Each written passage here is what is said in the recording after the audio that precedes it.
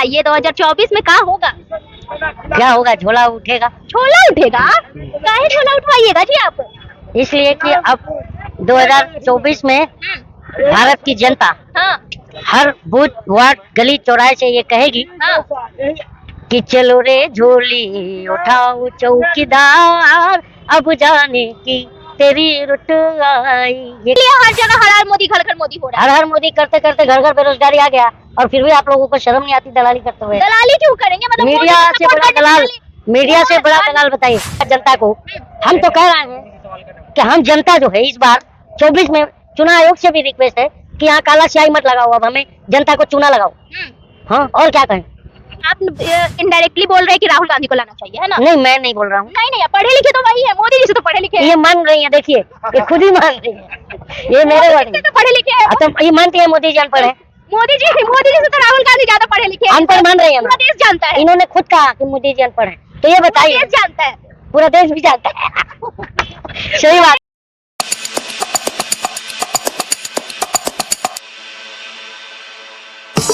अभी हमारे साथ छोटू दादा हैं, आप इनको बालवीर में देखे होंगे और ये बहुत अच्छे कॉमेडियन भी हैं, लेकिन अभी ये हमें आर ब्लॉक पे मिल गए हैं और इनसे हम जानेंगे, कॉमेडी करते हुए ये बताएंगे कि आखिर 2024 में किसकी जीत होने वाली है। सबसे पहले तो आपका स्वागत है।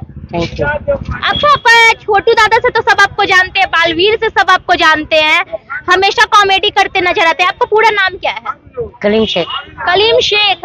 तो कलीम शेख जी, थोड़ा अपने अंदाज में बताइए 2024 में क्या होगा? क्या होगा? झोला उठेगा। छोला उठेगा? काहे छोला उठवाइएगा जी आप? इसलिए कि अब 2024 में भारत की जनता हाँ हर बूथ वार्ड गली चौराहे से ये कहेगी हाँ कि चलो रे झोली उठाओ चौकीदार, अब जाने की तेरी रुट आई। ये कहिए पहली बात। भारत की जनता, जब मोदी जी सीएम थे हाँ। तो हम उनसे सवाल करने नहीं जाते थे। जब भारत के पीएम बने तो हम किससे, युगांडा के प्रधानमंत्री से सवाल करें? नहीं, रवांडा के प्रधानमंत्री, भारत के प्रधानमंत्री। तो अगर मैं सवाल किससे पूछूं? We have the right to ask a question from government, you know. I know. तो फिर जब मालूम है, so why you asking like a stupid type of question? Stupid question थोड़ी ना वो पूछ रही है, मैं आप आपसे पूछ पूछ रही हूँ कि 2024 में किनकी सरकार आएगी। मुझे आपकी डिग्री पे शक है। सुनिए 1 मिनट, आप मेरी पूरी बात सुनिए। जिस तरह से राजस्थान में ओपिनियन पोल हुआ था तो वहाँ पे कांग्रेस जीत रही थी, लेकिन फिर जीता कौन? एक बात बताइए, मध्य प्रदेश में कौन जीता? जब चुना आयोग ही हमें चुना लगाएगा जनता को, हम तो कह रहे हैं कि हम जनता जो है इस बार 24 में चुनाव आयोग से भी रिक्वेस्ट है कि यहाँ काला स्याही मत लगाओ, अब हमें जनता को चुना लगाओ। हाँ, और क्या कहें? तो आपके हिसाब से झोला उठ जाएगा? क्योंकि अभी 40-50 सुप्रीम कोर्ट के जज वकील भी ईवीएम के मुद्दे को लेकर के सुप्रीम कोर्ट गए हैं। मालूम है आपको ये बात? मालूम है, लेकिन आपको लगता है कि ईवीएम पे वोट नहीं होगा? अगर हम आप गुटखा खाती हैं? बिल्कुल नहीं। अगर जबरदस्ती में गुटखा खिलाऊं तो खाएंगी? बिल्कुल नहीं खाएंगे। तो हम जनता जब ईवीएम से वोट नहीं चाहते हैं तो जबरदस्ती क्यों करा रहे हैं? जबरदस्ती देना पड़ेगा। अगर वोट होगा ईवीएम पे तो आप भी जाके दीजिएगा। अरे जबरदस्ती क्यों? जबरदस्ती देना पड़ेगा। चुनाव आयोग स्वतंत्र संस्था है और उसको जनता के प्रति, अगर जनता को उसके प्रति संदेह है तो उसकी विश्वसनीयता खतरे में है। फिर से उसे विश्वास में लेना पड़ेगा हम जनता को। तो किनको लाइएगा ये बताइए? आपको ला सकते हैं। हमको लेके? पढ़ी लिखी है कि नहीं? बिल्कुल पढ़े लिखे। तो पढ़े लिखों को लाना चाहिए ना। बिल्कुल लाना चाहिए। बात काजोल ने किया था। आप इनडायरेक्टली बोल रहे हैं कि राहुल गांधी को लाना चाहिए, है ना? नहीं, मैं नहीं बोल रहा हूँ। नहीं, आप पढ़े लिखे तो वही है, मोदी जी से तो पढ़े लिखे हैं। ये मान रही है, देखिए ये खुद ही मान रही है, ये मेरे वर्ड है। तो पढ़े लिखे हैं। तो ये मानती है मोदी जी अनपढ़ है? मोदी जी से तो राहुल गांधी ज्यादा पढ़े लिखे हैं। अनपढ़ मान रही है ना? पूरा देश जानता है। इन्होंने खुद कहा कि मोदी जी अनपढ़ है, तो ये बताइए। देश जानता है, पूरा देश भी जानता है। सही बात जानता है, अनपढ़ है। हाँ। तो देखिए ये बात सही है। लेकिन तो मोदी जी तो बोलते ये बताइए, अनपढ़ों को चुन के लाने में देश का भला होगा कि पढ़े लिखे को? पढ़े लिखे में, लेकिन सुनिए ना, पढ़े लिखे को तो लोग पप्पू बोलते हैं जी। पप्पू बोलते हैं? हाँ। तो पप्पू तो हमारे गली मोहल्ले में भी नाम के होते हैं। हाँ। तो अच्छे होते हैं, वो इतने नालायक तो नहीं होते हैं। हाँ। कौन नालायक है? जो गप्पू है। अच्छा गप्पू। हाँ। ये पप्पू का उल्टा गप्पू किनको बोल रहे हैं? कौन है गपोड़ी, जरा देखिए। कौची कौची गपोड़ी करते हैं? हाँ? गपोड़ी ये गपोड़ी। बताइए कि जिस जो अच्छा, वो छोड़िए ना। अरे मेरी बात तो सुनिएगा। गप्पू गपोड़ी की बात ये है कि अंधभक्तों को समझना चाहिए। अंधभक्त क्या होता है? ये आप भी अंधभक्त हैं, मेरी बात सुनिए। हम अंधभक्त नहीं है। जिनको शिक्षा, स्वास्थ्य, रोजगार, हाँ। महिला सुरक्षा की गारंटी और देश की खुशहाली से कोई सरोकार अच्छा, नहीं, वो अंधभक्त है। हाँ। मेरी बात सुनिए। तो मैं ये कह रहा हूँ कि ये अंधभक्तों को समझना चाहिए कि जो आदमी कह रहा है कि भाइयों बहनों मैं 11 साल में घर छोड़ दिया और उसकी पैदाइश 1949 की है, तो अगर 11 साल में इसने घर छोड़ा है तो 1960 में घर छोड़ा होगा, तो 35 साल भीख मांगा बोला, तो 1995 तक जब ये आदमी भीख मांग रहा था तो इससे पूछिए ना कि चाय कब बेचा था। अगर इसने चाय 71 में बेच ली थी, काल्पनिक कथा अरे है यार, चाय बेच भी ली थी तो 1987 में ईमेल कब किया इसने? ईमेल किए थे ना, कौन किया था? जबकि ईमेल था ही नहीं, ठीक है ना हॉटमेल था, ना जीमेल था, ना याहू था, है ना? तो ईमेल भी कर लिए, बराबर है। और जब बांग्लादेश आजाद हुआ तो उसमें सत्याग्रह भी कर लिए थे। इतना बड़ा गपोड़ी आदमी और फिर भी जनता को समझ में नहीं आ रहा है, तो जनता खुद अपने पैर पर कुल्हाड़ी मार रही है, अपने बच्चों का भविष्य बर्बाद कर रही है। हाँ, तो यही जनता को आप अंधभक्त बोल रहे हैं, ऐसे ही जनता को ना, अंधभक्तों को, अंधभक्तों को। लेकिन सब कोई अंधभक्त नहीं होता आप तो है। नहीं है ना?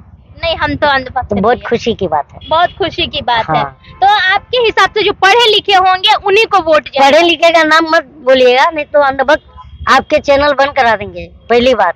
क्योंकि यही बात काजल ने ट्वीट किया था कि हम पर अनएजुकेटेड पॉलिटिशियन रूल कर रहे हैं, तो अंधभक्तों ने दौड़ा दिया था, ट्रोल किया था, उसको ट्वीट करके डिलीट करके भागना पड़ा था।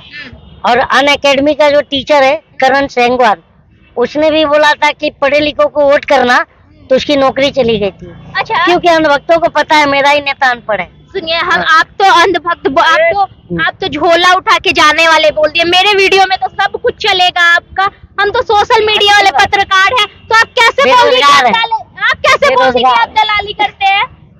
देखिए, जो दलाल होगा उसे मिर्ची लगेगा, हाँ। और जो दलाल नहीं होगा उसे नहीं लगेगा। तो आपको मिर्ची लग रहा है मतलब होंगी, और नहीं लगा होगा तो आप दलाल नहीं है। तो आपके हिसाब, देखिए 2024 की बात पूछेंगे ना, तो दो ही ऑप्शन है। जनता को रिक्वेस्ट है और जनता भी कर रही है, मोदी जी के पास दो ऑप्शन रहेगा, एक वो भीख मांगने का कटोरा और दूसरा चाय की केतली, और वो दो ऑप्शन में चुनेंगे करना क्या है, करना क्या है? क्योंकि अब जनता त्रस्त है। एक और ऑप्शन है झोला उठा के जाने वाला। झोला तो चेक करके दौड़ाएंगे हम, चेक करके। We have the right to, है नहीं है? आर्टिकल 19 क्या है? You have the freedom of speech and expression. And what is the actual meaning of that? अच्छा, आप इतना कॉमेडी करते हैं, कुछ कॉमेडी करते हुए बता दीजिए मोदी जी कैसा झोला लेके जाएंगे? मोदी जी तो अपने अनभक्तों से कहते हैं, हाँ, मोदी जी अपने अनभक्तों से कहते हैं कि मोदी जी को अनभक्तों से बहुत प्यार है। हाँ, इसीलिए बता रहा हूँ कि वो क्या कह रहे हैं। कहते हैं कैसे चुनाव जीतते हैं, वो अपने अनभक्तों को कहते हैं कि तुम अगर वोट देने का वादा करो, मैं यूं ही मस्त जुमले सुनाता रहूं, तुम मुझे देखकर सिर हिलाते रहो, मैं तुम्हें देखकर बड़बड़ाता रहूं। और आगे मोदी जी कहते हैं कि मैंने हाँ की है गप्पे हजारों, मगर एक उंगली भी तुमने उठाई नहीं, बेच डाला है मैंने सुनहरा वतन, एक शिकन तेरे माथे पर आई नहीं, तुम गधे की तरह बोझ ढोते रहो, मैं पिछले पे चाबुक चलाता रहूं।